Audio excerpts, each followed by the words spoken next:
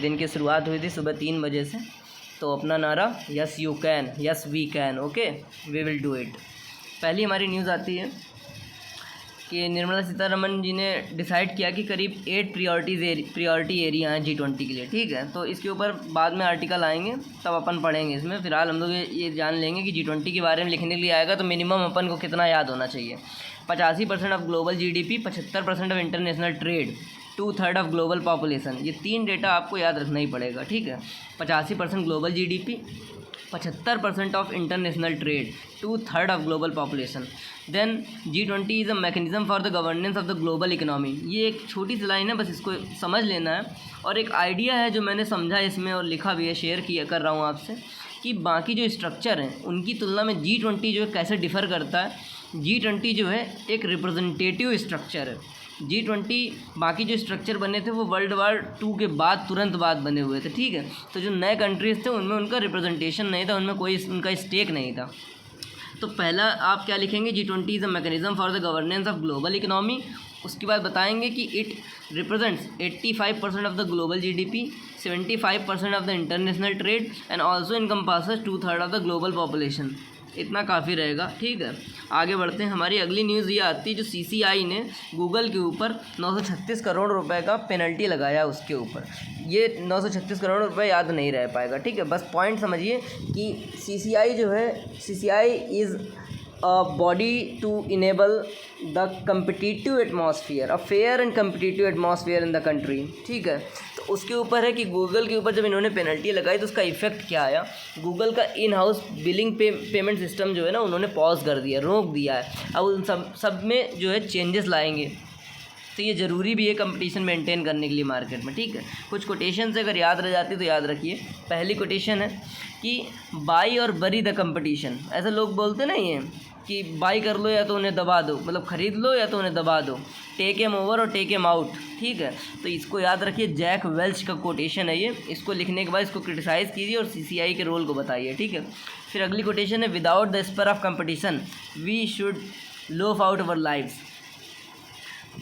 अगला न्यूज़ आता है। अगला न्यूज़ देखो, ये जनरल सा न्यूज़ है, ज़्यादा कभी स्पेस नहीं दिखाई पड़ता, लेकिन UPSC कुछ भी पूछ सकता है, तो दिमाग में कुछ रहेगा तो काम आएगा। इसमें मेरे मन में ये आया कि हमारे दिमाग में कुछ ना कुछ बड़े इंसिडेंट होने चाहिए जहाँ पे बड़े एक्सीडेंट हुए हैं। फॉर एग्ज़ाम्पल सियोल में तो क्या हुआ कि हैलोवीन के दिन भगदड़ मच गई। उस भगदड़ में 156 लोगों की मौत हो गई। सोचो, बहुत ज़्यादा हो गया ना। तो ये एक बहुत बड़ी प्रॉब्लम है। इसके साथ आप मॉर्बी ब्रिज वाले केस को भी जोड़ सकते हैं, ठीक है। बड़े एक्सीडेंट होते हैं और इनको GS4 से कनेक्ट करके भी देख सकते हैं। फिर अगला है ये ग्रेन इनिशिएटिव। इसमें वैसे तो मतलब ऐसे वगैरह में कहीं इस्तेमाल कर सकते हैं अगर दिमाग में रह जाएगा तो। वैसे इस इनिशिएटिव को जो है टर्की और UN ने मिलकर ब्रोकर किया था, है ना, इंटरमीडिएट थे। तो बेसिकली था क्या कि दोनों जो कंट्री है ना, रशिया और यूक्रेन, दोनों ने क्या किया, जॉइंट कोऑर्डिनेशन काउंसिल बनाई जिसमें सीनियर ऑफिशियल्स थे।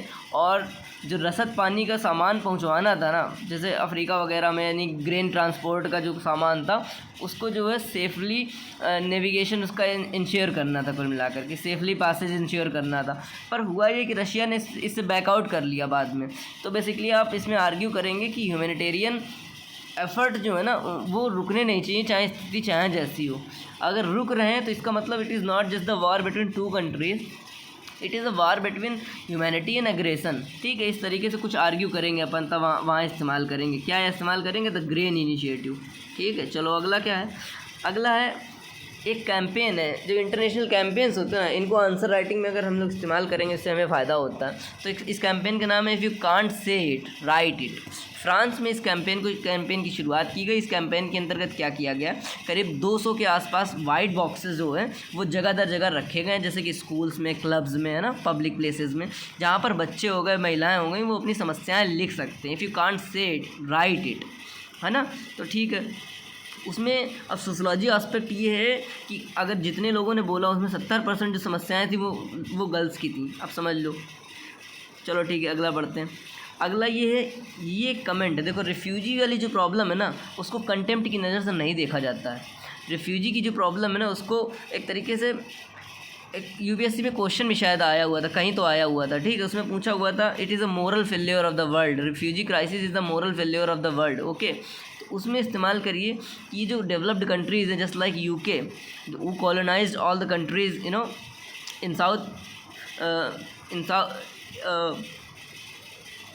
इन सदर्न हेमिस्फीयर, और अब ये बोल रहे हैं कि उनका आना इन्वेजन क्रिएट कर रहा है। Arrival of asylum seeker is invasion on the country coast. इस कमेंट को इस्तेमाल कर सकते हैं कहीं पे भी अगर याद रहेगा तो सुएला ब्रेवरमैन का नाम इस्तेमाल करिए और invasion asylum seeker as invasion on country.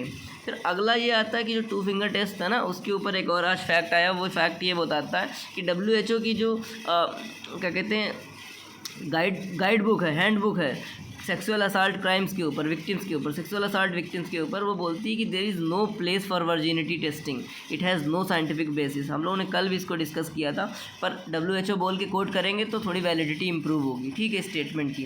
There is no place for the virginity testing, it has no scientific basis. ये सबसे इम्पॉर्टेंट मेरे को साइंटिफिक न्यूज़ लगी आज की। वैसे ऐसे क्वेश्चन आते नहीं मेंस में, लेकिन आ भी जाए कोई जानता नहीं है, ठीक है। जैसे जेम्स वेब के बारे में पूछ सकते हैं तो कोरोनल के बारे में भी पूछ सकते हैं, कोरोनल होल्स के बारे में पूछ सकते हैं।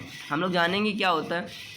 बेसिकली होता ये है कि जो सन है ना, सन में ऐसे ऑब्जर्व किया गया कि कुछ स्पेसेस ऐसे पाए गए जो डार्क दिखाई पड़ते हैं। वो डार्क इसलिए दिखाई पड़ते हैं क्योंकि उनमें ना सोलर मटेरियल बाकी प्लेसेस की तुलना में कम है। तो यहाँ से क्या होता है, सोलर फ्लेयर निकलते हैं। सोलर फ्लेयर एक्चुअली हवाएं होती हैं, रेडिएशन बेस्ड हवाएं होती हैं जो सन से निकलती हैं, ठीक है।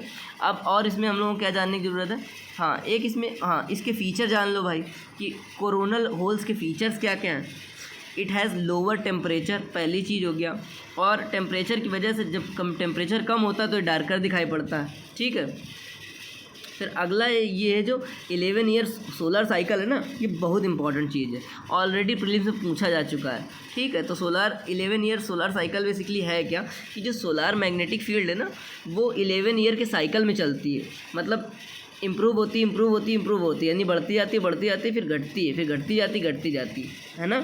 जब कभी भी ऐसा होता है 11 ईयर के साइकिल में जो सन के पोल्स है ना, नॉर्थ पोल साउथ पोल्स, वो चेंज हो जाते हैं। ये बस इंपॉर्टेंट बात है इसमें। बाकी एक बार आप देख लो कि अगर मेंस की ज़रूरत में अगर कुछ दिखाई पड़ेगा। 2016 में पाया गया कि 6 से 8% of the total solar surface जो है वाज अपीयरिंग डार्कर, है ना। एक चीज़ ये हो गया, उसके इसको कनेक्ट कर देंगे अपन जो है कि जो रेडिएशंस आते हैं ना जो अर्थ की मैग्नेटोस्फीयर को भी अफेक्ट करते हैं। मैग्नेटोस्फीयर क्या है, अर्थ का जो वो एरिया जो मैग्नेटिक इन्फ्लुएंस के अंतर्गत रहता है, ठीक है। फिर आयनोस्फीयर को जब अफेक्ट करते हैं तो फिर सैटेलाइट कम्युनिकेशन भी अफेक्ट हो सकते हैं। उस सब चीज़ से कनेक्ट करके इसको जो है अपन लिखेंगे, ठीक है, रेडियो एंड GPS इश्यूज़। तो ओवरऑल 11 ईयर साइकिल इसमें इम्पॉर्टेंट था। आगे बढ़ते हैं। फिर ये जो न्यूज़ थी, ये न्यूज़ है उसके बारे में, फैनेटिक ग्रुप्स के बारे में। इसमें कुछ खास नहीं था, बस UPSC में एक मेन से क्वेश्चन पूछा हुआ था और ऐसे क्वेश्चन आ जाते हैं तो कुछ डेटा नहीं मिलता, इस वजह से मैंने इसको रखा। तो उसमें क्या है कि फैनेटिक ग्रुप्स का रोल क्या रहता है कि फेक न्यूज़ कैसे जनरेट होता है, सब fake news and propaganda on the social media, तो ऐसे करके इन्होंने बताया कि regional stability is important to maintain political stability in Bangladesh and to keep regional stability thereby political stability in Bangladesh। Basically ये बड़ाई करने के लिए, इंडिया की बड़ाई करने के लिए आप इस्तेमाल कर सकते हैं। बेसिकली बड़ाई नहीं, वो रियलिटी भी है। इंडिया की वजह से बांग्लादेश काफ़ी ज़्यादा स्टेबल है, पॉलिटिकल स्टेबिलिटी भी है उनके यहाँ पे, इकोनॉमिक स्टेबिलिटी भी इम्प्रूव हुई है उनकी, इसमें इंडिया का अच्छा खासा रोल है, ठीक है। आगे बढ़ते हैं। अटैक्स ऑन माइनॉरिटी, अच्छा ये वाला इंसिडेंट था, इसको फैनेटिक ग्रुप से जोड़ करके कोट करेंगे अपन। Attacks on minority Hindus in the Bangladesh and the consequent targeting of the Muslims in India. वहाँ पर हिंदू पे अटैक हुआ तो यहाँ पर मुस्लिम पे अटैक हो गया, ठीक है। ये सब होता कौन है, कौन जनरेट करता है, ये सब सोशल मीडिया से फेक न्यूज़ जनरेट होती है, इसको फैनेटिक ग्रुप्स जो होते हैं हवा देते हैं, ठीक है। बस अपन इस एग्जांपल को जो है कोट करेंगे कि वहाँ हिंदू को ऊपर अटैक हुआ तो यहाँ मुसलमानों पर अटैक हो गया, क्यों ऐसा होता है। और फिर ये जो हरे कृष्णा है ना, ये दूसरी चीज़ है, इसको बाद में किसी दूसरे टॉपिक में डिस्कस करेंगे। नक्सलवाड़ी मूवमेंट, नक्सलिज्म के ऊपर है वो। फिर अगला ये है कि जो छत्तीसगढ़ है ना, छत्तीसगढ़ में national dance festival, national tribal dance festival actually इसका पूरा नाम है, नेशनल ट्राइबल डांस फेस्टिवल जो है शुरू किया गया है। 3 दिन का त्यौहार है ये। अब इसको आर्ट एंड कल्चर के नज़र से देखोगे तो मैं तो वही देख रहा था, तो इसमें हम लोग क्या इस्तेमाल कर सकते हैं कि जो फेस्टिवल हुआ है इसमें 1500 ट्राइबल आर्टिस्ट को बुलाया गया 10 कंट्रीज़ से, ठीक है। तो एक चीज़ ये हो गया।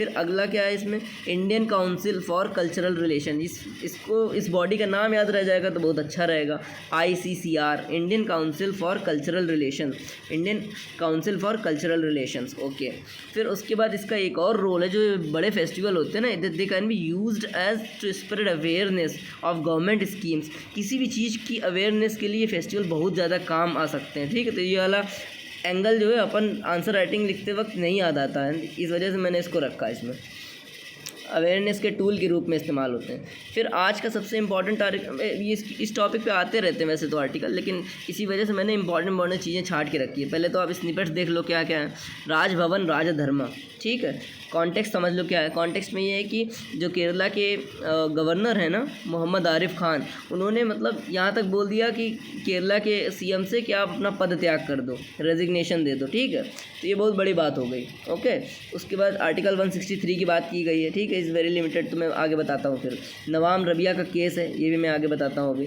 फिर उसके बाद ये थोड़ा सा माइक्रो लाइन्स है। माइक्रो लाइन्स मेरा एक पर्सनल इनिशिएटिव है, ड्रीम प्रोजेक्ट टाइप का है, थोड़ा सा अभी पावरफुल नहीं है।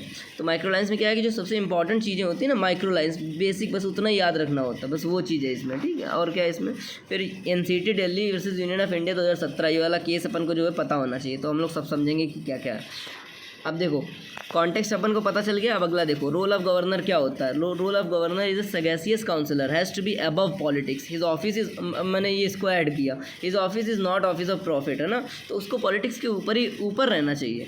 एंड उसका रोल है क्या, एक वाइज वाइज डेमोक्रेट, सगैसियस काउंसलर, ऐसे करके रोल रहते हैं इन लोगों के, पर पॉलिटिक्स में इंडल्ज हो जाते हैं। अब देखो आर्टिकल 163 बोलता है, आर्टिकल 163 के ऊपर BR अम्बेडकर जी ने पार्लियामेंट में आर्ग्यू किया था, और उन्होंने बताया था कि आर्टिकल 163 बताता है कि गवर्नर की जो पावर है ना, वो नोशनल पावर है।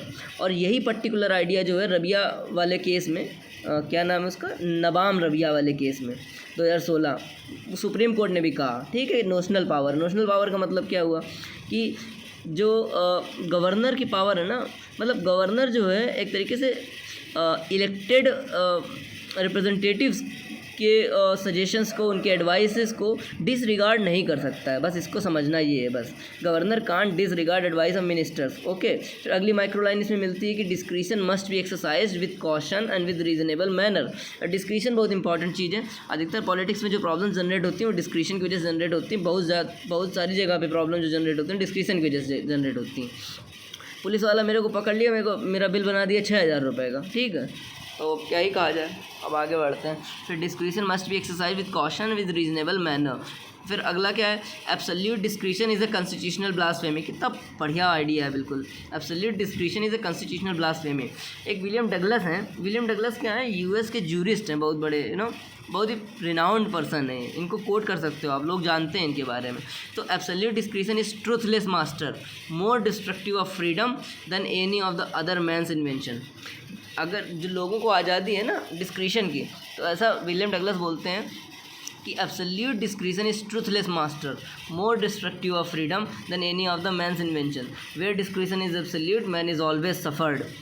फिर अगला, फिर अपन को ये याद रखना पड़ेगा, 2 जजमेंट है, 2 जजमेंट से काम बन जाएगा अपना। ठीक है, NCT versus union of India 2017, real power lies with representatives.